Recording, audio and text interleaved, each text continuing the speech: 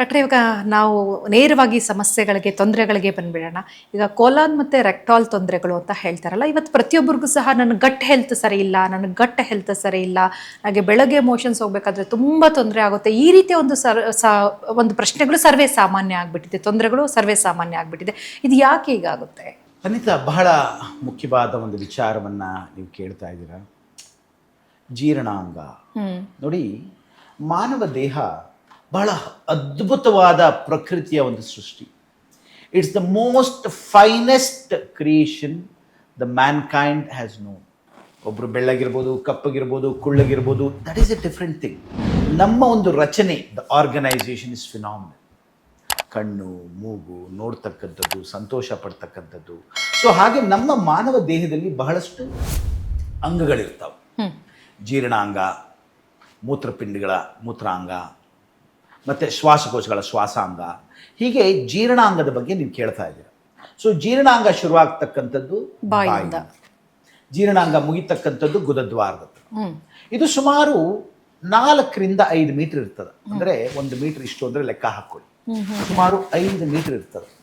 4 ರಿಂದ 5 ಮೀಟರ್ ಇರ್ತದೆ. ಅಂದ್ರೆ ಸಣ್ಣ ಕರಳು ದೊಡ್ಡ ಕರಳು ಎಲ್ಲ ಸೇರಿ. ಸೊ ಬಾಯಿ, ಅನ್ನನಾಳ, ಈಸೋಫೇಗಸ್ ಅಂತೇವೆ, ಜಠರ ಸ್ಟಮಕ್ ಅಂತೇವೆ, ಸಣ್ಣ ಕರಳು, ಸಣ್ಣ ಕರಳಿನಲ್ಲಿ ಅಥವಾ ಸಣ್ಣ ಉದರದಲ್ಲಿ ಡಿಯೋಡಿನಮ್, ಜಜುನಮ್, ಮೈಲಿಯಂ ಅಂತ ಇದು ಸಣ್ಣ ಕರಳು. ಇದು ಸುಮಾರು 3 ರಿಂದ 3.5 ಮೀಟರ್ ಇರ್ತದೆ.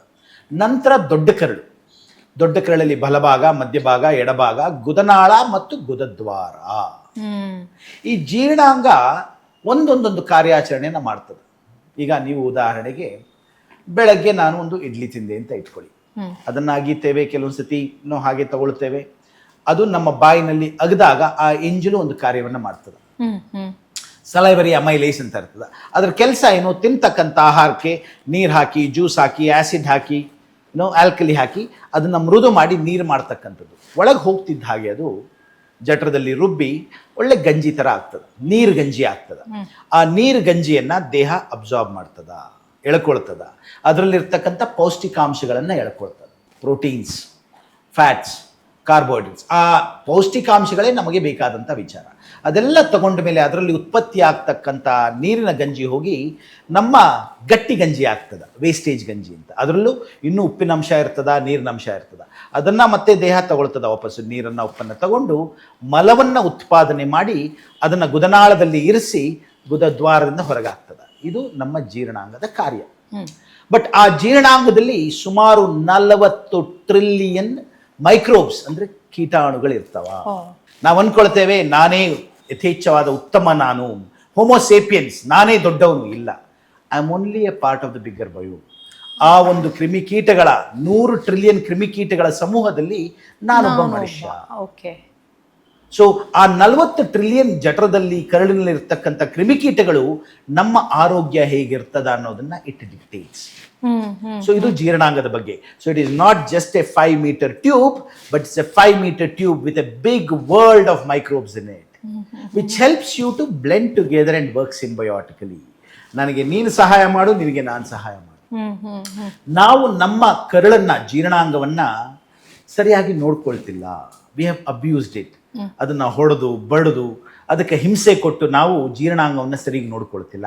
ಹಾಗಾಗಿ ಅದರ ಕಾರಣದಿಂದ ಬರ್ತಕ್ಕಂಥದ್ದೇ ನಮಗಿರ್ತಕ್ಕಂಥ ಕಾಯಿಲೆಗಳು. Fistula, fissure, haemorrhoid, bloating, constipation, leakage, IBS ಅಂತ ಏನು ಹೇಳ್ತೇವೆ, ಕರಳು ಬ್ಯಾನಿ ಅಂತ ಏನು ಹೇಳ್ತೇವೆ, ಪಾಲಿಪ್ಸ್ ಅಂತ ಏನು ಹೇಳ್ತೇವೆ, ಕ್ಯಾನ್ಸರ್ಸ್ ಅಂತ ಏನು ಹೇಳ್ತೇವೆ, ಇದೆಲ್ಲವೂ ಬರತಕ್ಕಂಥದ್ದು ನಮ್ಮ ಜೀರ್ಣಾಂಗದ ಆರೋಗ್ಯ ಸರಿಯಾಗಿ ಇಲ್ಲದೇ ಇದ್ದಾಗ.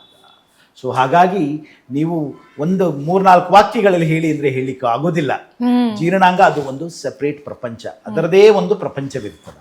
ಹಾಗಾಗಿ ನಮ್ಮ ಜೀರ್ಣಾಂಗವನ್ನು ನಾವು ಸದೆ ಬಡಿದ್ರೆ ನಮ್ಮ ಜೀರ್ಣಾಂಗ ನಮ್ಮನ್ನು ಸದೆ ಬಡಿಯುತ್ತೆ. ಹಾಗಿದ್ರೆ ಇವಾಗ ನಾವು ಕರಳಿಗೆ ಸಂಬಂಧಪಟ್ಟಂತ ಸಮಸ್ಯೆಗಳ ಬಗ್ಗೆ ಮಾತಾಡೋಣ ಡಾಕ್ಟ್ರೆ. ಖಂಡಿತ. ಯಾಕಂತ ಹೇಳಿದ್ರೆ ನೀವು ಹೇಳೋದು ನೋಡ್ತಂತ ಹೇಳಿದ್ರೆ ಎಷ್ಟೊಂದು ಸಮಸ್ಯೆಗಳು ಇವತ್ತು ನಮ್ಮ ಜೀವನ ಶೈಲಿಯಿಂದ ಇವೆಲ್ಲ ತೊಂದರೆಗಳಾಗ್ತಾ ಇದೆ, ನಮ್ಮ ಆಹಾರ ಪದ್ಧತಿಯಿಂದ ಆಗ್ತಾ ಇದೆ. ಸೊ ಇದೆಲ್ಲವನ್ನು ಹೊರತುಪಡಿಸಿ ಇವತ್ತು ತುಂಬ ಸಮಸ್ಯೆ ಅಂತ ಹೇಳಿದ್ರೆ ಪ್ರತಿಯೊಬ್ಬರು ಸಹ ಫೈಲ್ಸ್ ಬರ್ತಾ ಇದೆ, ನನಗೆ ಬಾತ್ರೂಮ್ಗೆ ಹೋಗ್ಲಿಕ್ಕೆ ಕಷ್ಟ ಆಗ್ತಾ ಇದೆ, ಕೂತ್ಕೊಳ್ಳೋಕ್ಕಾಗಲ್ಲ, ನಿಂತ್ಕೊಳ್ಳೋಕ್ಕಾಗಲ್ಲ, ಇದೇ ಒಂದು ದೊಡ್ಡ ಸಮಸ್ಯೆಯಾಗಿ ಕಾಡ್ತಾ ಇದೆ ಡಾಕ್ಟ್ರೇ ಚಂದ್ರಣ್ಣ. ಖಂಡಿತ ಮೇಡಮ್, ಖಂಡಿತ. ನೋಡಿ, ಮಲ ವಿಸರ್ಜನೆ ಬಹಳ ಮುಖ್ಯ. ಆರೋಗ್ಯವಾದಂತಹ ಸಾವಯವ ಭರಿತ ಆಹಾರವನ್ನು ಸೇವಿಸ್ತಕ್ಕಂಥದ್ದು ಬಹಳ ಮುಖ್ಯ. ದೇಹಕ್ಕೆ ವ್ಯಾಯಾಮ ಬಹಳ ಮುಖ್ಯ. ಜೀರ್ಣಾಂಗಗಳಿಗೆ ಆರೋಗ್ಯ, ವ್ಯಾಯಾಮ ಬಹಳ ಮುಖ್ಯ. ಮನಸ್ಸಿಗೆ ಸಮಾಧಾನ ಬಹಳ ಮುಖ್ಯ. A happy gut leads to a happy person ಅಂತ ಹೇಳ್ತೇವೆ.